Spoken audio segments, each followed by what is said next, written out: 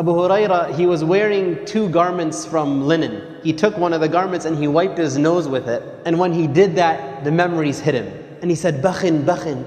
Bakhin is like, whoa, like, man, you made it. Almost like that kind of phrase. He's saying like, Abu Huraira is wiping his nose with linen. And then he mentions what his situation was like before. Abu Huraira used to be from Ahlul Suffah. Ahlul Suffah were the poor in Medina who didn't have any family, didn't have a business or a job or land to raise crops and whatnot. Ahlul Suffah, they lived in the back of the masjid. And so he says that there would be periods in my life when I would walk between the mimbar of the Prophet ﷺ and the room of Aisha radiallahu anha, and I would be so hungry that I would literally fall down and pass out. And people would walk by me, see me on the floor lying down, and they would put their foot on my neck thinking that I was crazy. He says, I wasn't crazy. All that led me to that point was extreme hunger. And he says, now I'm wearing 2 cloth garments. In another narration also in Bukhari, Abu Huraira tells us a story. He says that I used to lie down and put my stomach against something on the ground to apply pressure to my stomach.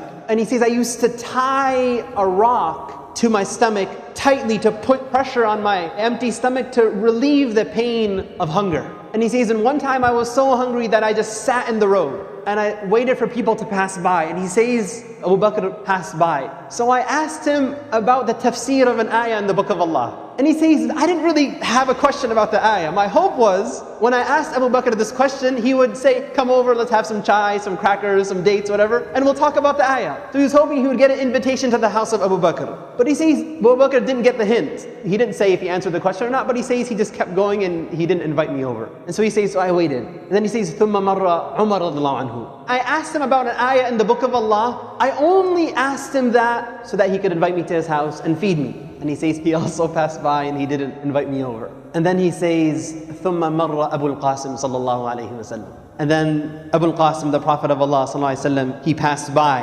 And when he saw Abu Huraira, he says, فَتَبَسَّمَ حِينَ رَآنِي. Right when he saw Abu Huraira, the Prophet smiled. Abu Huraira says that, and right away he knew what was going on, what I was thinking about, and what you could see in my face of hunger. So he says, Ya Aba Hir, Abu Huraira. He says, Labbaika ya Rasulullah. Here I am, O Messenger of Allah. He says, Ilhaq, come with me. So he says, so I followed him and we went to his house. So the Messenger of Allah ﷺ goes home and he realizes Abu Huraira is hungry. And so he asks, do we have anything at home? And he is told that there is a cup of milk. So Abu Huraira is like, okay, alhamdulillah, the Prophet ﷺ knows what's going on, I'm going to get my meal for the day. But then the Messenger of Allah ﷺ, he tells Abu Huraira, oh Abu Huraira, go to Ahlul Suffah and call all of them over. We're going to have a big party inshallah. Now Abu Huraira is narrating the hadith himself and he's being completely honest here, right? He says, فَسَعَانِي ذَلِكَ.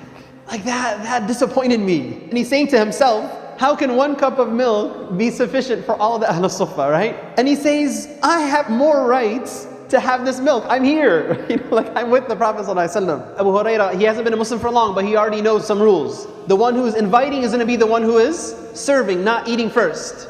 So this small amount of milk, not only do I have to invite them, I am going to be the one who will be serving them. So what will be remain for myself? But he says, never will I contradict the command of Allah or the command of the Messenger of Allah. Even if it appears to be at my own loss. If the Messenger of Allah told me to call them, I will call them. So he goes and he calls Ahlul Suffah. As expected, the Messenger of Allah told him to provide the milk to each person. So Abu Huraira goes to the first man and he gives him the milk. And the narration, again, it's very interesting how Abu Huraira is recalling the story. He says, the man would drink hatta yarwa, until he would be completely filled. And then he would give back the cup to Abu Huraira. And Abu Huraira would then go to the next person. And the next person would drink and drink and drink until he was filled. Until finally everybody from Ahlul Suffah drank.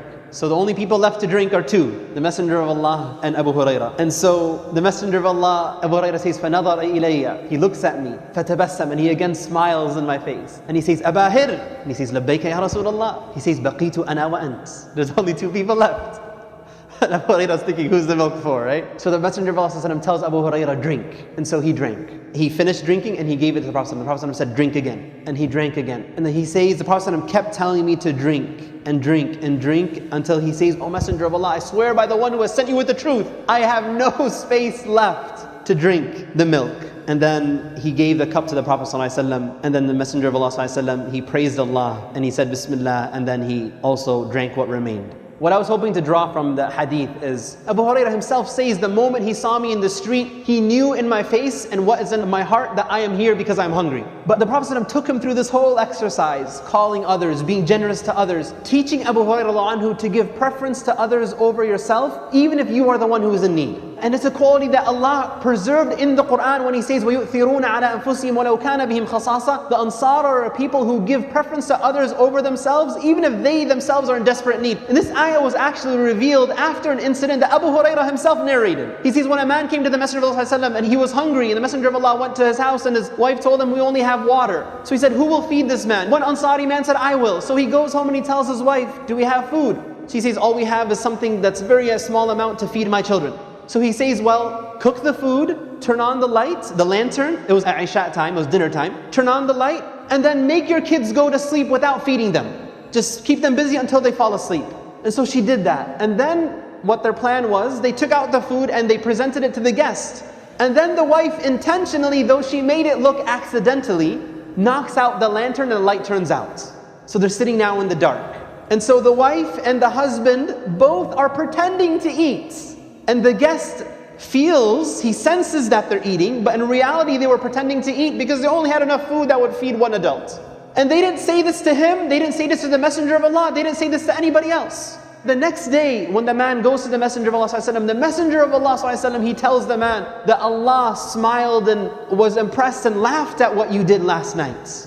He didn't say anything to the Messenger of Allah. This was a secret deed he did between him and Allah. The spirit of a believer is not just giving preference to others over themselves, but doing so in a way the person doesn't sense that you're doing them a favor. That the deed is so hidden that Allah revealed an ayah to expose what the man did when he said, وَيُؤْثِرُونَ عَلَىٰ أَنفُسِهِمْ وَلَوْ كَانَ بِهِمْ خَصَاصَةٌ. That they give preference to others over themselves even when they are in need.